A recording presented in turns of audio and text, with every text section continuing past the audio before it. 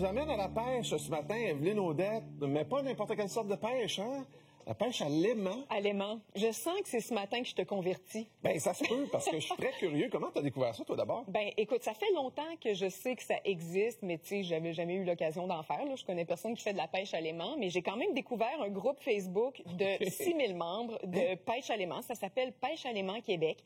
Et là-dessus, tu as plein de gens qui en font, mais tu as aussi beaucoup de curieux qui s'informent. On s'échange les trucs, les bons plans d'eau, les aimants à utiliser. Donc, c'est quand même une bonne mine d'informations. Ouais. Il y a un seul Québécois qui a une chaîne YouTube qui est uniquement dédiée à la pêche à l'aimant. Il s'appelle Frédéric Hardy. Dans le milieu, on l'appelle le Joker. Et justement, sa chaîne YouTube s'appelle Joker's Magnet.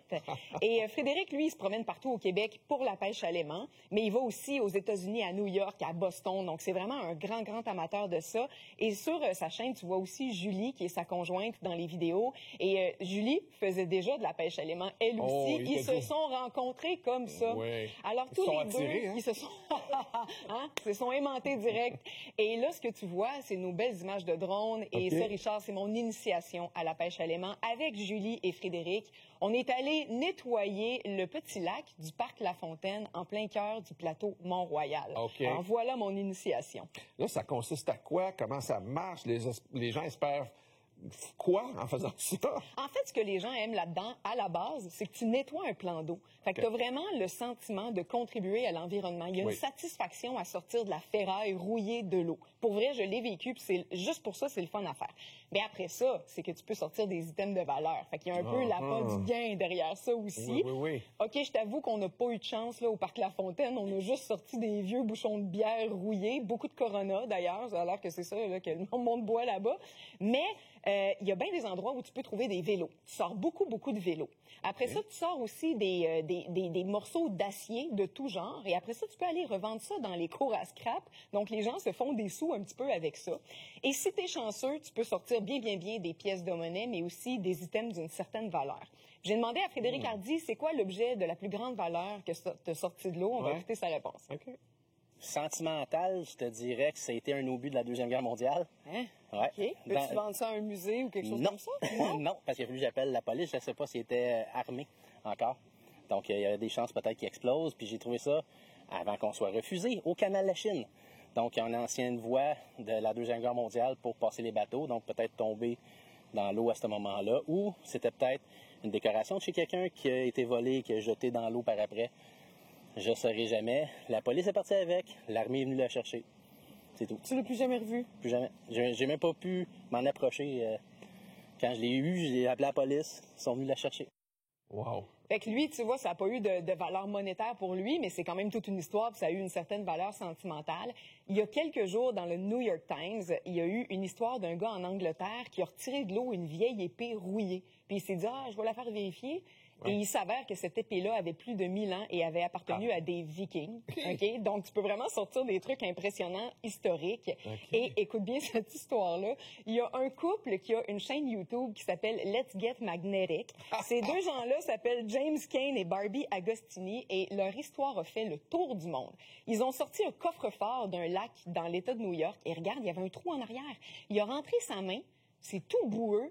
Et il sort de là des liasses et des liasses de billets de 100 $ américains. Il y en avait pour 80 000 US, donc plus de 100 000 $ canadiens. Regarde ça, il les a toutes lavées, il les a fait sécher. Alors, eux autres, là, ils ont trouvé 100 000 $ dans un coffre-fort. Hey, ça doit être beau, ça, corde à linge, ça. Tu fais sécher tes petits billets de 100. Hey, mais sont-ils contents, eux autres, tu penses? C'est fou, raide. Mais la grande question, c'est-tu le fun?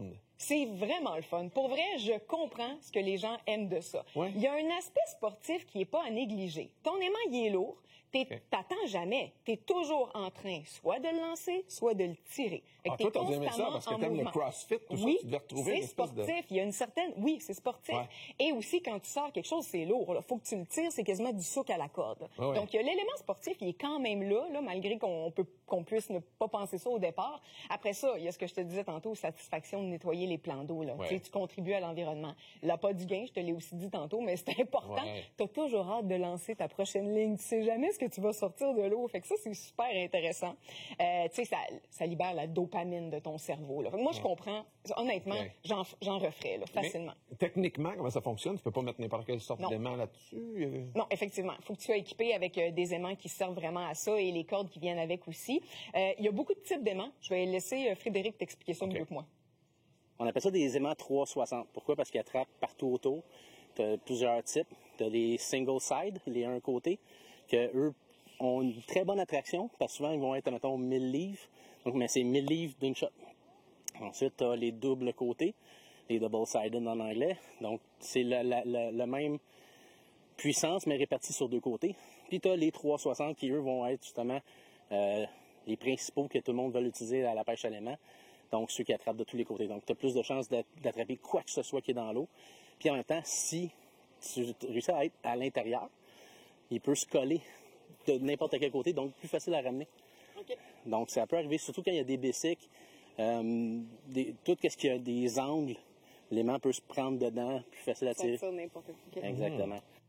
Il y en a qui attachent à leur aimant des crochets en dessous de l'aimant. Comme ça fait pas juste aimanter, ça s'agrippe à l'objet, puis c'est plus facile de le tirer. La puissance de ces aimants-là est assez surprenante. Là, tu peux tirer un objet de 1000 à 1400 livres, mais l'aimant le plus puissant qui existe sur le marché présentement, il peut retirer des choses de l'eau de 2000 livres. Fait qu'imagine, c'est presque, mettons, une vieille carcasse de voiture vide, là, c'est à peu près ça, là, 2000 livres, tu peux la tirer de l'eau. Ça te prend 2-3 hommes au bout de la corde, mais quand même, ton aimant, il est assez puissant. Puis comme Frédéric l'expliquait, les aimants étant 360, ils vont pas juste retirer ce qui se colle dessus, ils vont retirer, tout va s'aimanter à eux dans un rayon de 12 pouces autour. Fait que tu peux facilement ratisser beaucoup de ton plan d'eau en lançant seulement quelques fois parce que tout vient s'aimanter dessus là, avec 12 pouces de rayon. Et évidemment, ces aimants-là ont un prix. Richard, le plus petit coûte à peu près 300 $, ça monte jusqu'à 500, 600 facile.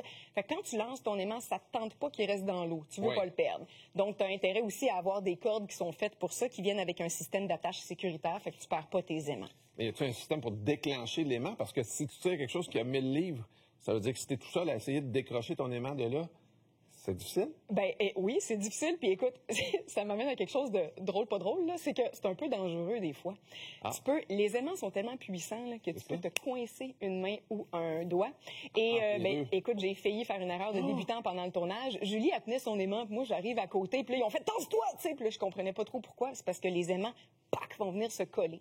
Et finalement, c'est pas arrivé. Mais Frédéric, qui est un pro, ça lui est déjà arrivé et tu vas voir les images. Là. Regarde ça, tac, il vient se coincer le doigt. Le gars, regarde ça, il est coincé. C'est un colosse, là, Frédéric Hardy. Et il a eu l'air de souffrir. Regarde ça! Et là, ça a pris 2 hommes le décoller de là. Fait que c'est vraiment, il faut que tu fasses attention à ça. Puis je te dirais que outre se coincer un doigt, mettons, là, dans les choses à savoir pour la sécurité, ben il y a aussi faire attention de ne pas s'enfarger dans la corde. Ça a l'air niaiseux, là, mais si tu t'enroules dans la corde quand tu lances, tu peux partir avec.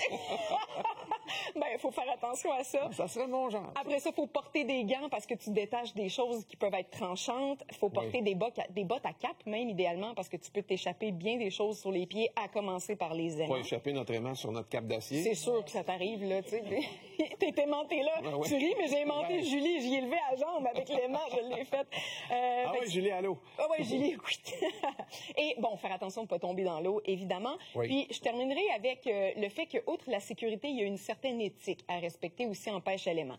Alors, oui, tu ressors des choses de l'eau, ben, tu as la responsabilité de t'en départir. Tu peux pas sortir de la ferraille de l'eau, laisser ça sur le bord puis t'en aller. Donc, tu dois arriver à ta pêche à l'aimant équipée, pas juste d'aimants et de cordes. Ça te prend des chaudières, des chariots, parce que c'est vraiment ta responsabilité de sortir ça de là. Tu fais ce que tu veux, tu peux mettre au vidange, tu peux aller à l'éco-centre, mais il faut pas que ça reste sur le bord de l'eau. Et comme ça, ben, tu es un pêcheur éthique et tu as bien du fun. Vas-tu le refaire? Si j'ai l'occasion, avec grand, grand plaisir. J'ai bien aimé ça. Parfait. Ben, merci. C'est une belle découverte, ça, ce matin. Ça me tente vraiment. Je manque juste des bottes de cap d'acier.